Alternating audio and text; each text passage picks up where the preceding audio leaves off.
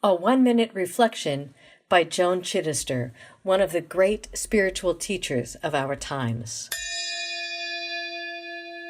There is such a thing as dooming ourselves to depression, just by refusing to admit that the sun still shines, even in the midst of rain.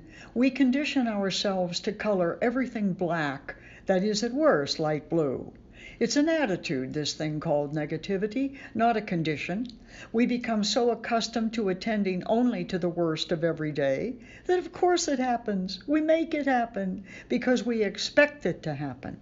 Some people get so good at it that they're unhappy when they're not unhappy, which means that there must be an antidote, some cure for a case of willed distress.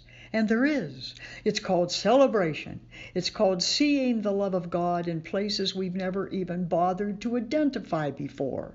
We see it in the way the neighbors come over with their snowblowers to clear the front walk. We see it in the fact that the car passed inspection for one more year. We see it in the kids' report cards and the fact that they like going to school again. We see it in 100 wonderful, normal parts of life that we take for granted, and so we need to celebrate them. We must celebrate them. We owe it to good mental health and the love of God to learn to celebrate them.